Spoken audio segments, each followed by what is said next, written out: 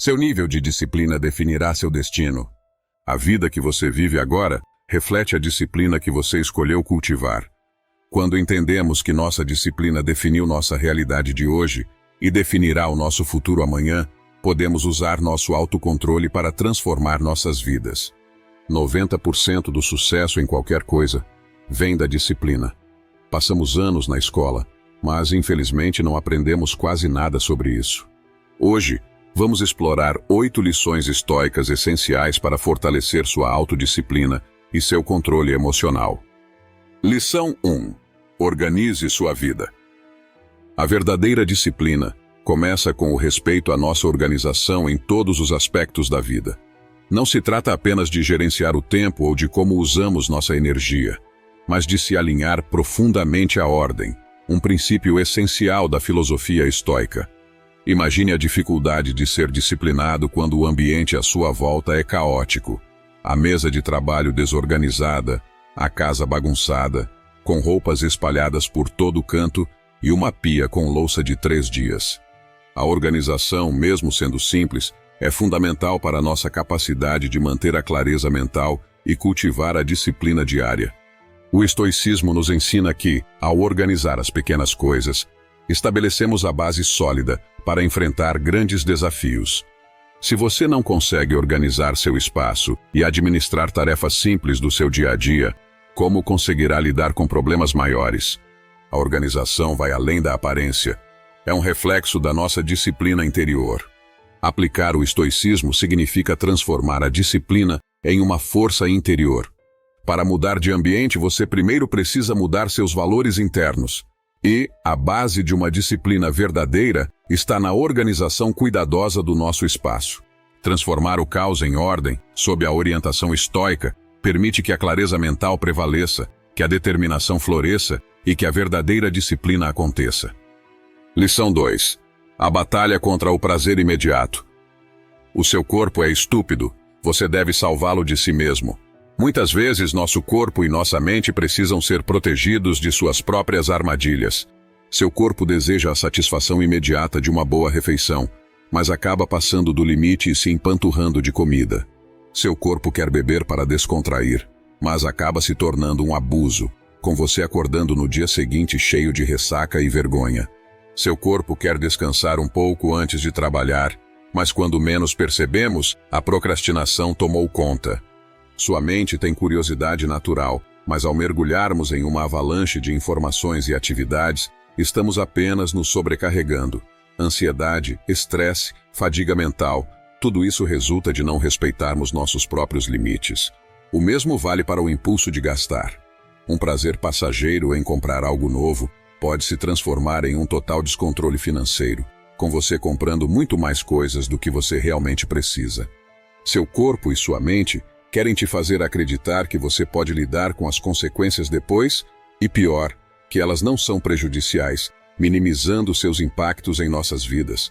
Temos que ser inteligentes e impedir isso antes que aconteça. Se você se sente mal depois desses excessos, seja física, mental ou financeiramente, será que a satisfação inicial realmente compensou? Se você se sente sem autoconfiança depois de procrastinar, se está perdido financeiramente, se afundando no cartão de crédito e dívidas, se sente sua mente cansada e sobrecarregada, será que foi realmente tão bom assim ceder? Não pense apenas no prazer que terá, pense no que isso tirará de você. Pense em como você vai se sentir depois, quando sua autoconfiança e autoestima estiverem abaladas, ou quando se olhar no espelho, perdido, se perguntando como toda essa situação aconteceu. A autodisciplina não é uma restrição. Não é sobre se privar do excesso porque é considerado um pecado ou moralmente errado, mas sim uma forma de evitar uma vida cheia de sofrimento desnecessário e consequências negativas que criamos para nós mesmos quando cedemos a cada impulso e desejo desenfreadamente, sem qualquer tipo de restrição e critério. Escolher o autocontrole é não criar nosso próprio inferno pessoal no presente. É importante entender que abstinência e restrição não são a mesma coisa. Abstinência significa evitar algo completamente, enquanto restrição busca moderação, uma virtude estoica.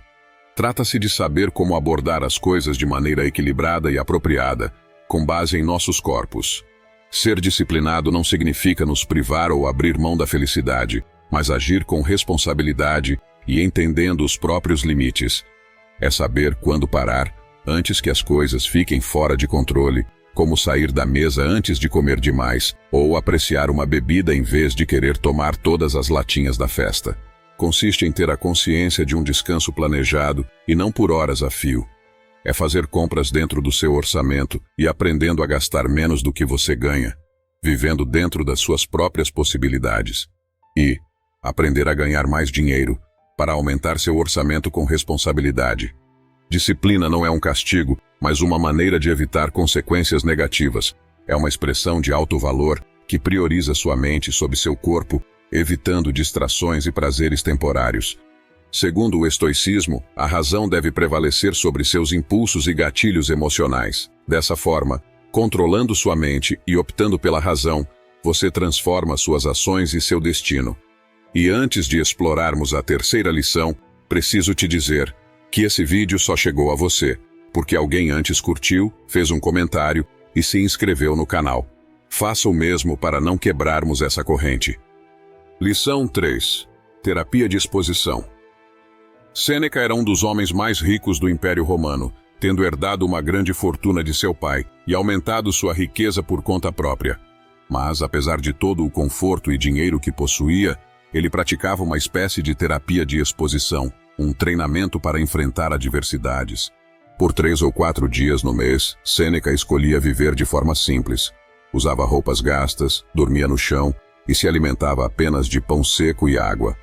Ele abandonava todo o conforto de propósito, garantindo que essa experiência fosse real e impactante.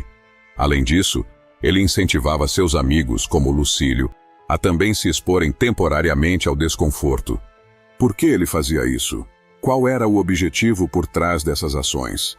Sêneca queria provar a si mesmo que poderia suportar desafios e enfrentar o que muitos cidadãos romanos viviam diariamente.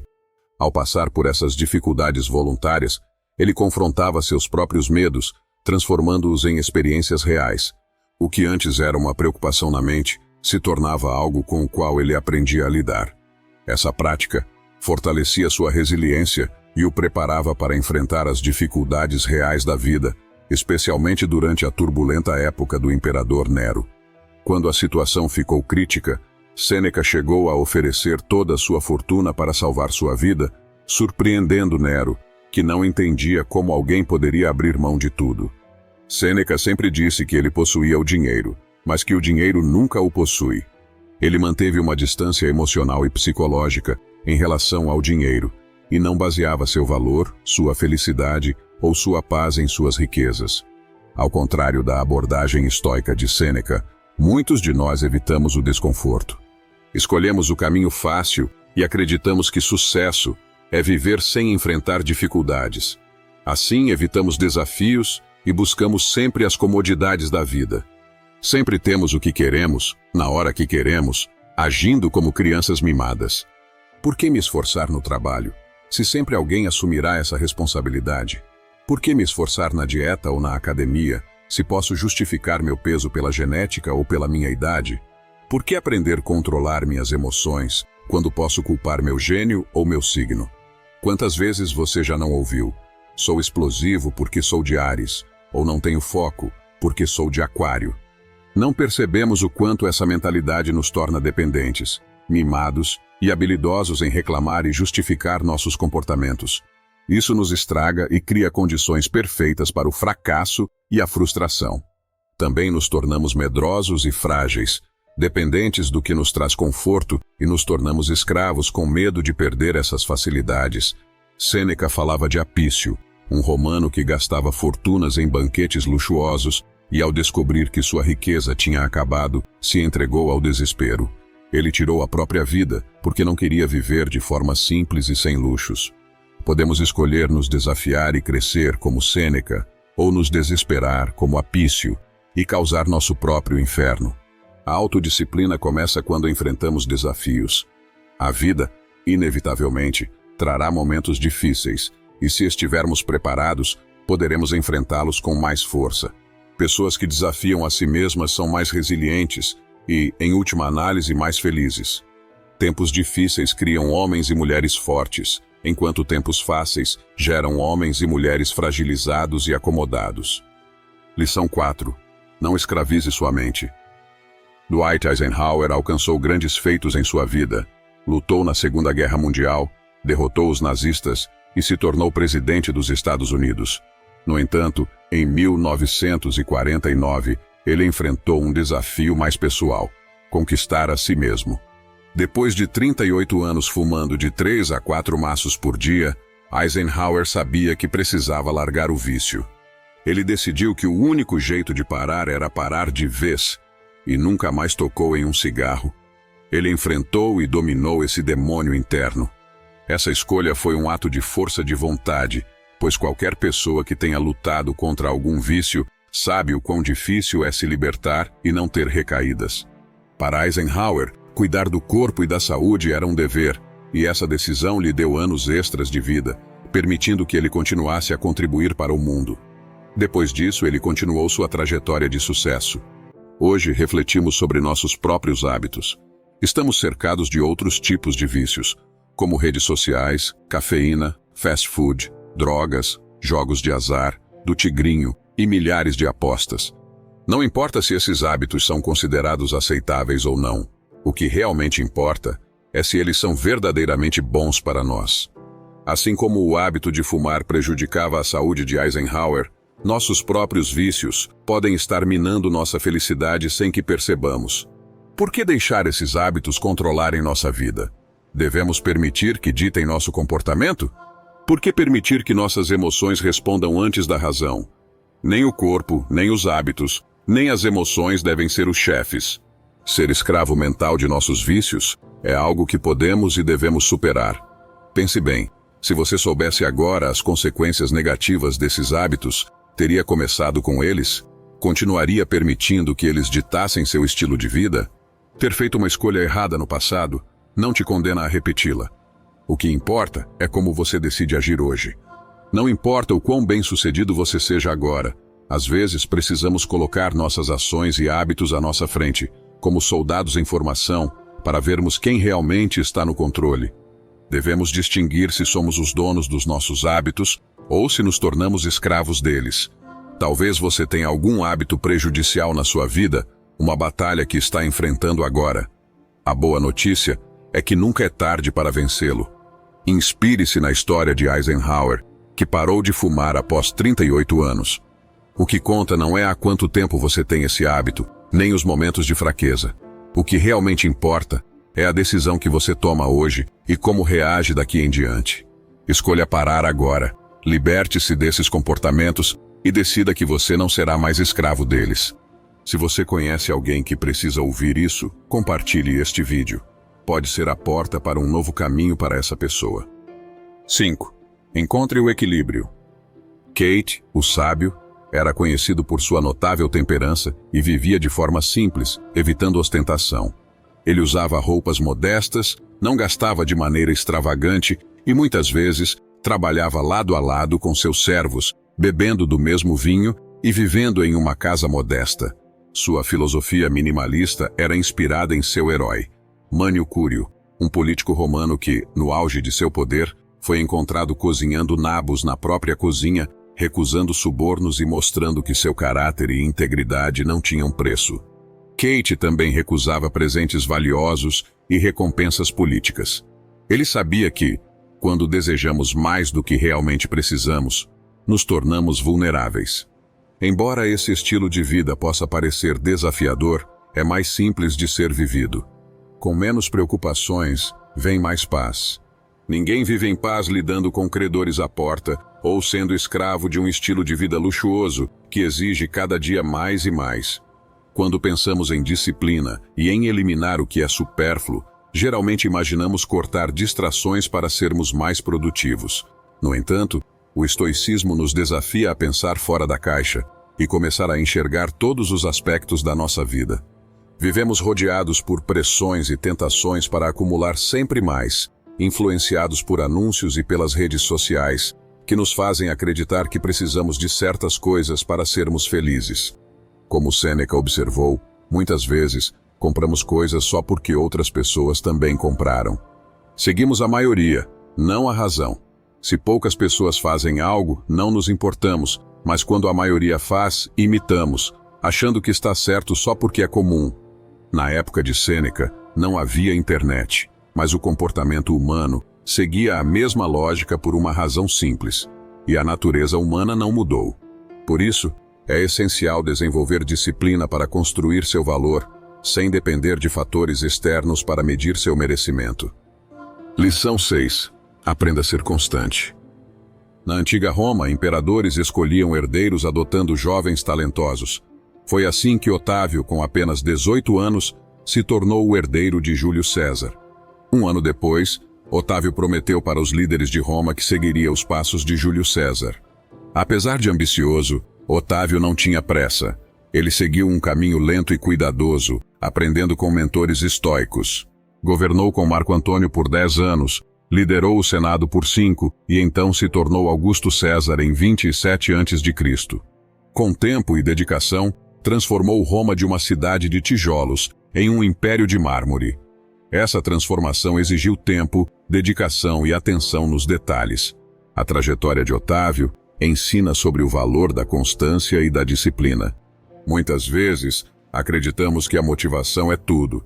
Quando assistimos a um filme inspirador, lemos um livro empolgante ou ouvimos um podcast motivador, ficamos cheios de energia para agir. Decidimos ser mais saudáveis, se exercitar, ler mais, aprender um novo idioma e começar a investir. Mas quando a motivação passa, voltamos ao nosso estado normal. É nesses momentos que a disciplina realmente importa. A disciplina nos faz continuar, mesmo quando a vontade acaba. É o que nos mantém avançando, persistindo, mesmo depois que o entusiasmo desaparece. A lição de Otávio na filosofia estoica nos lembra da importância de seguir um ritmo constante. A verdadeira grandeza vem do compromisso e seguir em frente. Então desacelere, abrace a jornada e cresça com sabedoria. E aproveite para deixar seu like, se inscrever no canal caso ainda não seja inscrito e ativar as notificações. Isso é algo simples, mas muito importante para continuarmos trazendo conteúdo de valor. 7. A vida difícil é a melhor vida. Imagine ter um café da manhã digno de um resort todos os dias. Esse era o estilo de vida sem limites do rei George IX, famoso pelo amor à comida. Com o tempo, ele engordou tanto que temia morrer sufocado ao deitar. Até a simples tarefa de assinar documentos virou um sacrifício, o que o fez criar um carimbo para evitar o esforço. Apesar de ser rei, ele negligenciava suas responsabilidades e viveu como se fosse imune às consequências, achando que seu corpo suportaria abusos sem limites. Entretanto, essa vida descuidada teve suas consequências. Em uma noite de verão em 1830, às 3h30 da manhã, ele enfrentou a morte. Surpreendido ao perceber que estava morrendo, ele agarrou a mão de um jovem servo e disse: "Meu rapaz, isso é a morte", como se estivesse surpreso por perceber que seus maus hábitos cobraram o preço final. Agora, se compararmos esse estilo de vida autodestrutivo com o exemplo inspirador do presidente americano Theodore Roosevelt, perceberemos como nossas escolhas diárias são acumulativas ao longo das nossas vidas. Theodore Roosevelt, que apesar de enfrentar problemas de saúde desde jovem, escolheu um caminho diferente. Ele se dedicou à atividade física e superou desafios. Mesmo na presidência, continuou ativo, praticando remo, boxe e caminhadas. Quem você acha que acordava se sentindo melhor? O preguiçoso rei George ou Roosevelt, o defensor de uma vida ativa? Roosevelt nos mostra que enfrentar desafios e manter-se ativo levam a conquistas maiores. Pense em todas as inovações que usufruímos hoje, criadas por pessoas que aproveitaram seus dons para transformar o mundo. A natureza deu a cada um dons únicos, somos seres incrivelmente evoluídos no topo da cadeia alimentar. O que você fará com suas habilidades? Só você pode contribuir com algo único, ninguém fará no seu lugar. Quer ser um fator de soma ou desperdiçar seus talentos? Ser fator de soma é deixar o mundo melhor por onde passa. Cuidar do corpo é tão importante quanto cuidar da mente. Como disse Marco Aurélio, mente e corpo estão profundamente conectados. Cuidar do corpo vai além de treinos. É também sobre o que comemos e evitarmos o que nos faz mal. Nossos corpos são como máquinas de alta performance e precisam do combustível certo. A vida traz desafios que estão fora de nosso controle, mas podemos controlar nosso compromisso com a melhoria pessoal. Então apenas escolha uma atividade e comece. A autodisciplina não é a negação do prazer. O verdadeiro prazer é a recompensa dos nossos esforços. Cuidar de nós mesmos não é um castigo, é como alcançamos grandeza. Não apenas exista, amadureça e prospere. Qual vida você escolhe a partir de agora? O mundo precisa da mensagem única que só você pode trazer. Tenha coragem para compartilhá-la. Comente, disciplina e comprometa-se a não apenas existir, mas a viver de verdade. 8. O silêncio é sua maior força. Embora os espartanos fossem conhecidos por sua coragem e força inabalável, uma qualidade muitas vezes esquecida era sua maestria na autodisciplina, especialmente na forma de falar. Os espartanos tinham uma habilidade única. Usavam poucas palavras para causar um grande impacto. Diante de ameaças de inimigos poderosos, respondiam com frases curtas e fortes, demonstrando uma resiliência que não era afetada pelo medo.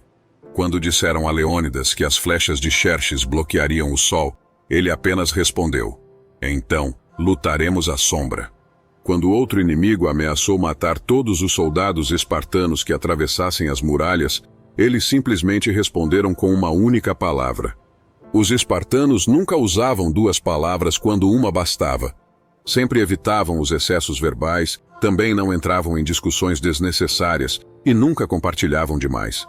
A lição aqui é simples: falar menos é mais poderoso do que falar demais. Mesmo tendo autoridade para falar à vontade, os espartanos escolhiam o silêncio. Não sentiam a necessidade de se afirmar, provar seu valor ou mostrar inteligência falando o tempo todo, ou entrando em discussões sem sentido. Não existe nada mais chato do que alguém que monopoliza a conversa, seja no trabalho, na família ou com amigos. O famoso palestrante, que fala sem parar, sem respeitar o espaço dos outros e, principalmente, que fala sem que ninguém esteja interessado em ouvir. Ter disciplina para resistir à vontade de falar o tempo todo, de compartilhar cada pensamento e opinião, é uma habilidade valiosa. E é aí que a sabedoria dos espartanos ainda se mostra relevante. Zenão lembrava seus alunos que temos 2 ouvidos e uma boca, então devemos respeitar essa proporção e nos disciplinar a ouvir mais do que falar.